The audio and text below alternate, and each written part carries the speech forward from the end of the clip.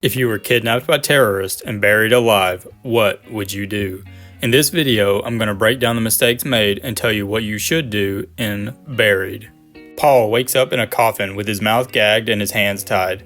He does have a lighter so he can see, although it's going to burn through his oxygen much faster, so he needs to shut it off. There is no way to know exactly how long Paul was unconscious, so it's impossible to tell how much air he has left, so he needs to shut off the lighter and calm down. Banging on the coffin and screaming for help is not going to do anything but kill him faster. He was kidnapped by terrorists and buried alive. No good Samaritan is going to hear him and come help. Looking around the coffin, he sees a nail sticking out of the wood and he's able to use it to cut the restraints off. He tries to push the lid open, but unfortunately it doesn't budge. If there are only a couple of feet of loose sand on top, then this might have been doable, but since it didn't move, either he's buried pretty deep or the lid is nailed shut, and for now, there's no way to know which. A cell phone goes off, giving Paul a glimmer of hope. He gets the phone and calls 911. The woman he's talking to is completely useless, so he hangs up the phone and starts calling his family to try and get them to contact someone to get him some help. He then calls 411 and gets through to the FBI. In the middle of explaining his situation, he loses connection. He finds a spot where he has service, and this time he calls the company that he works for, and he gets transferred to a guy named Alan Davenport, but he wasn't available, and in the middle of leaving a message, he loses signal again and freaks out. Didn't know how else to call. Please, Fuck! Fuck! He calls a number he found on his phone, and it turns out to be the terrorist who put him in here. They're demanding $5 million by 9 p.m. or they're going to leave him in here to die. After this, he calls 411 again and finds a number to a friend of his wife's named Donna Mitchell, and the conversation goes pretty well. The number for me. Fucking yell at I'm me, not yelling Paul. at you, Donna. Yes, you No, are. I'm not. Just You give me the shut your fucking mouth. I'm number. not gonna Give me the number. tolerate that. Give me the fucking number. Fuck! He calls her back, and this time he gets her to tell him the number to the State Department. Okay, fuck you. The lady at the State Department connects him to a guy named Dan Brenner, who is the commander of the hostage working group. During their conversation, the terrorist calls him and tells him that they will take $1 million instead of $5 million, and he wants him to make a video.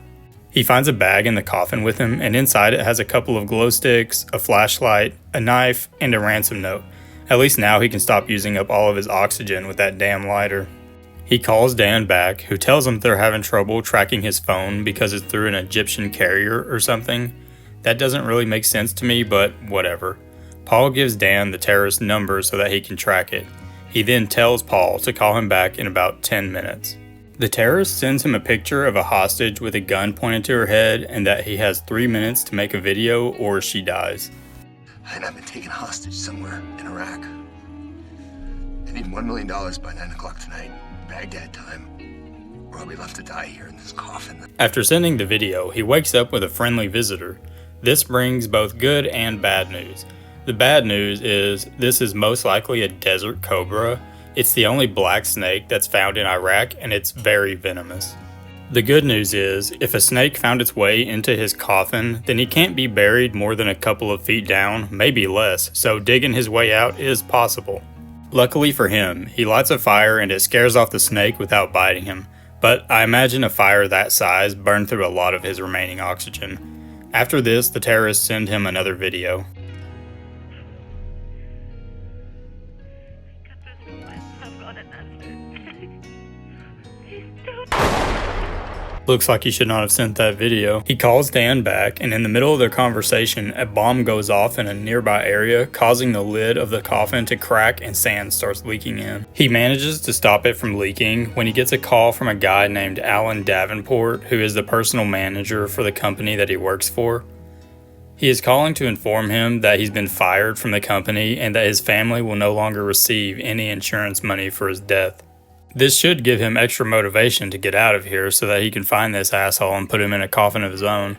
After this conversation, the roof cracks a little more and dirt starts leaking in slowly. This is actually a good thing. He should let the sand come in and push it down towards his feet.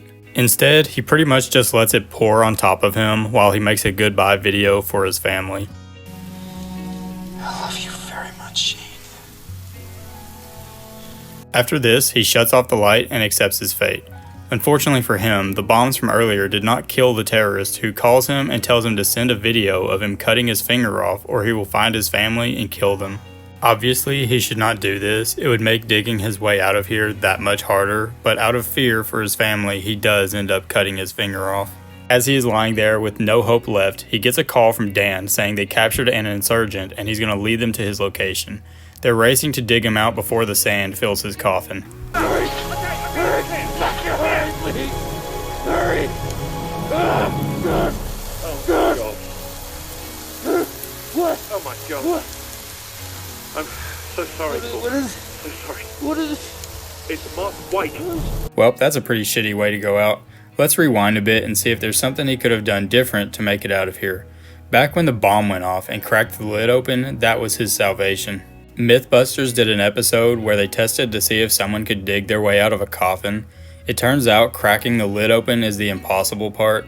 They used a robot to punch it 600 times at the strength of a professional fighter and it didn't work.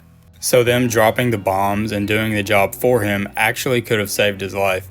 Now, digging his way out is still going to be extremely difficult, and there's still a pretty good chance he's going to die. In the Mythbusters episode, they were able to dig themselves out in 2 feet of dirt, much more than that, and it's impossible.